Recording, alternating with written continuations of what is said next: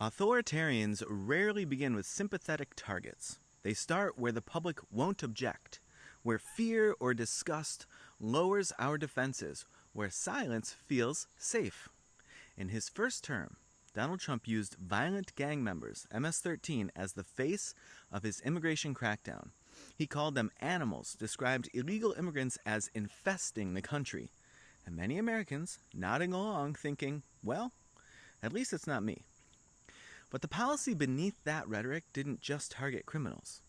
It removed protections for almost everyone.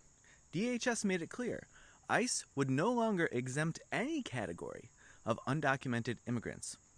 By 2018 and 2019, ICE was detaining workers in major worksite raids and deporting people with no criminal record. The story was, we're getting the worst of the worst. The reality was much broader. And now in 2025, it looks like Trump is testing that same formula again, this time politically.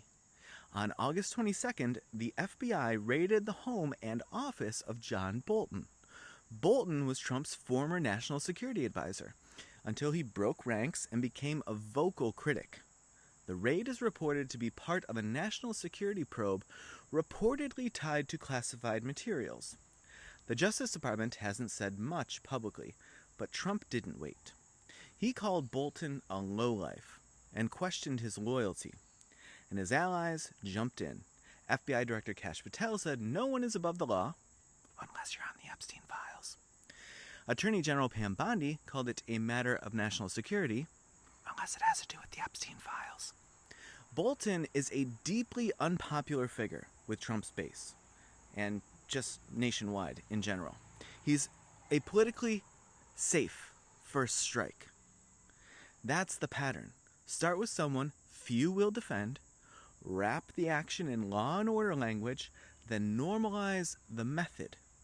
And once it's normal, widen the scope. That's how precedents form. That's how public expectations shift. That's how retribution becomes routine. The founders warned us.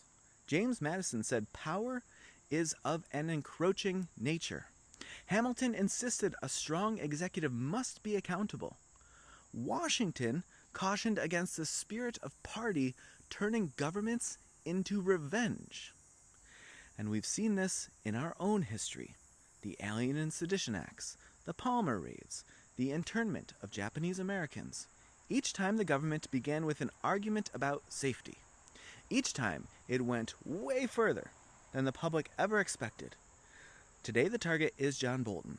Tomorrow it could be a journalist, a protester, a veteran, a citizen who asked the wrong question at the wrong time. So the real issue isn't whether Bolton deserves scrutiny. It's whether we're paying attention to the pattern. When does the safe first strike become the norm? And how do we stop it?